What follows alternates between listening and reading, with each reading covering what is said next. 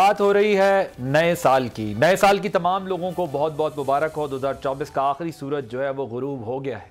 Happy new year to all. हमारे viewers को एक नए साल की मुबारकबाद देते हैं और नए साल में ये तवक्को करते हैं और उम्मीद करते हैं कि जो हमारे पुराने और गंभीर चैलेंजेस हैं हम उससे इस साल इंशाल्लाह निजात हासिल कर सकेंगे। आप सबकी ज़िंदगियों में खुदा आसानी पैदा करे और पाकिस्तानियों की ज़िंदगी में पाकिस्तान की मईशत, पाकिस्तान के मामलात, पाकिस्तान का दिफा, पाकिस्तान की सलामती जो है वो मज़ीद मजबूत हो।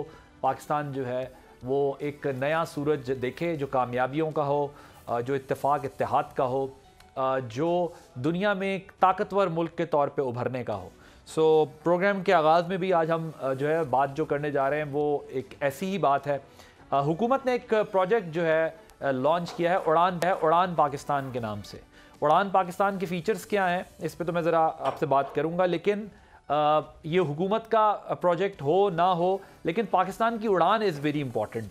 पाकिस्तान जहाँ पर खड़ा हुआ है इस वक्त मुआशी एतबार से, जो पाकिस्तान को चैलेंजेस हैं, पाकिस्तान को इन हालात का सामना करने के लिए यकजहती, इत्तेफाक, इत्तेहाद की ज़रूरत है।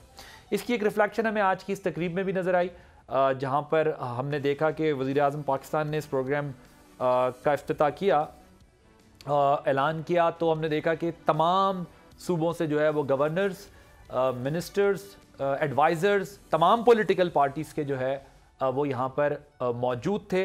Ministry of planning and development ने ये इनिशिएट किया था। ये है क्या, ज़रा मैं आपके सामने रखता हूँ। इसमें एक्सपोर्ट बेस्ड इकॉनमी जो है उसको उठाने की बात कर रही है हुकूमत कि हमें अपनी इकॉनमी पे जो रिलायंस रखना है वो रिफॉर्म्स करके एक्सपोर्ट बेस्ड इकॉनमी हो हमारी। जो अपने इस वक्त मैक्रो इकनॉमिक इंडिकेटर्स अपने बेटर किए हैं वो महज सिर्फ एक बेस है, वो एक स्टार्ट है, एक रनवे है। आगे बढ़ने के लिए हमें बहुत बड़े बड़े फैसले करने होंगे। दूसरा ये है कि इसमें उड़ान पाकिस्तान के जो मकसद है वो 4 ईयर का एक रोड मैप है ये इनिशियली, कि हम कैसे जो है वो अगले 4 सालों में पाकिस्तान की मईशत को तवाना, मजबूत और मुस्तकिल बुनियादों पर बेहतर कर सकते हैं। जिस तरह मैंने आपको बताया कि चारों सूबों की रिप्रेजेंटेशन थी, गवर्नर CMs थे, मिनिस्टर्स थे, इनफैक्ट PTI की भी रिप्रेजेंटेशन वहाँ पर मौजूद थी। वहाँ पर जो है वो नज़र आई और स्टेज पर भी उनको जो है वो बुलाया गया। सो ये क्या है सारा मामला और क्या इस इस्तेहकाम के लिए जो मुआशी इस्तेहकाम है, सियासी इस्तेहकाम की ज़रूरत होगी, और अगर सियासी इस्तेहकाम की ज़रूरत होगी तो क्या वो सियासी इस्तेहकाम हम इस साल हासिल कर सकेंगे, कैसे? आज के प्रोग्राम में हम इस पर दूसरी तरफ हुकूमत PTI मुज़ाकरात के हवाले से बातचीत चल रही है। हाउस अरेस्ट की खबर जंग ग्रुप की तरफ से आई कि हाउस अरेस्ट का भी ऑप्शन जो है वो दिया गया इमरान खान साहब को, कि इस तरह का कोई ऑप्शन, उस पर भी कोई बातचीत हो रही है। तो क्या ऐसा भी कोई ऑप्शन ज़ेर गौर था, कोई ऐसी डिस्कशन हुई है? इस पर भी ज़रा बात करेंगे कि क्या उनको कोई ऐसा ऑप्शन दिया गया है।